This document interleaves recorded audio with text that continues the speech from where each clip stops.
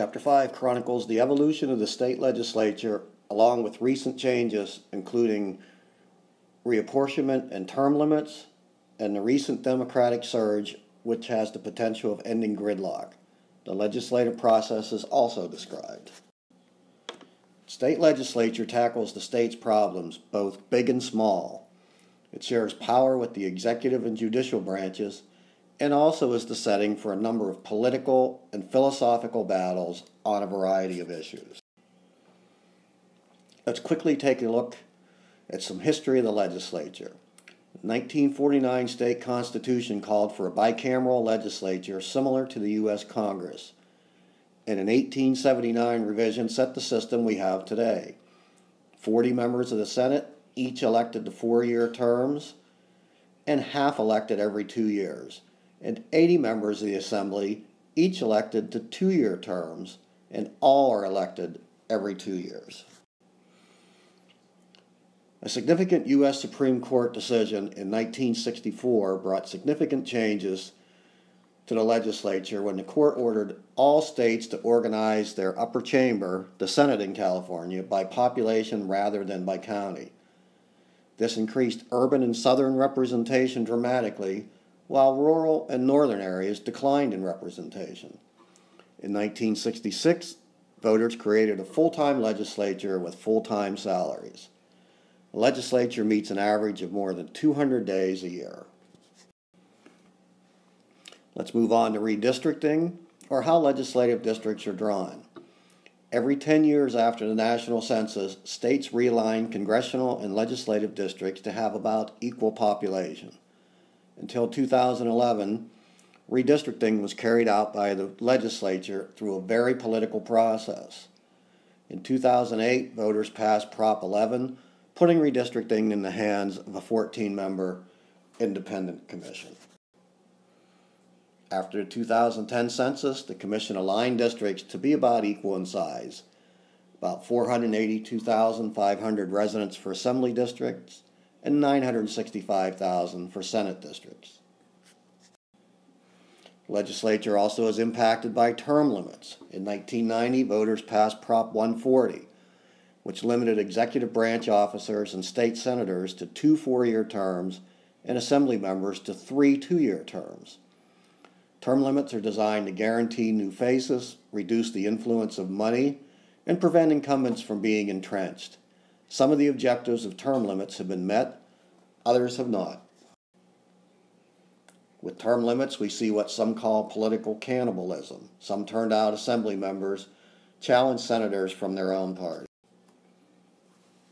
Some of the other issues with term limits, according to some, is that there is a considerable decline in the quality of legislation and a loss of legislative knowledge, resulting in an increased reliance on lobbyists. Voters in 2012 passed Prop 29, which brought about some changes to term limits.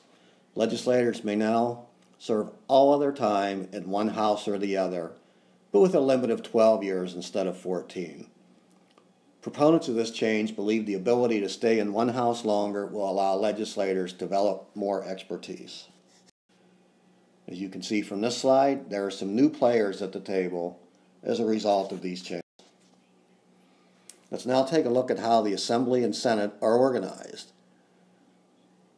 The Assembly is more hierarchical than the Senate in organization, and the Assembly Speaker clearly is in charge. Speaker controls the flow of legislation, designates committee chairs and assignments, and distributes vast funds, campaign funds, to members. In the Senate, the President pro tem is the most powerful member, and the key to Senate power lies with the 5-member Rules Committee. The legislature has a professional staff. About 2,500 staffers work for members, up from 485 in the last part-time legislature in 1966. Staffers in the Capitol spend time on pending legislation and research. District staffers spend time responding to constituents' problems.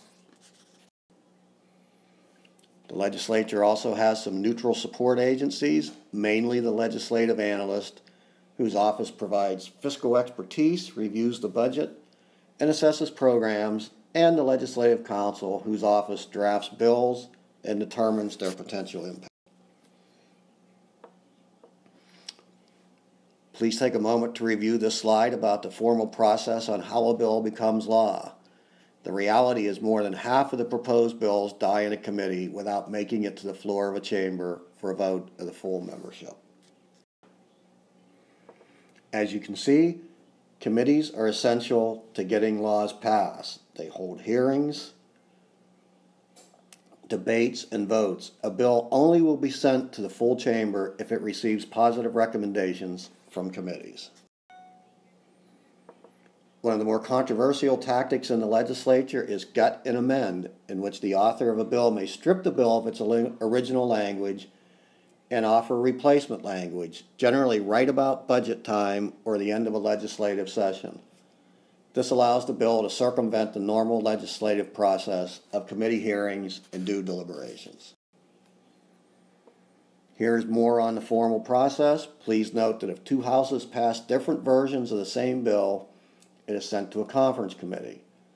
The conference committee agrees on a single version and both chambers approve. The bill is then sent to the governor. Please also note that a 2/3 majority in each chamber is needed to override a governor's bill.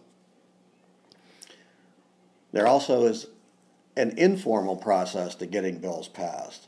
There are other factors that come into play: political support, interest group pressure, public opinion, and the personal power of the legislator proposing the bill. There also is the concept of log rolling, in which legislators agree to support each other's bills. That is your video lecture for this chapter. Please use this lecture as well as your study guide to prepare for this week's quiz. Good luck.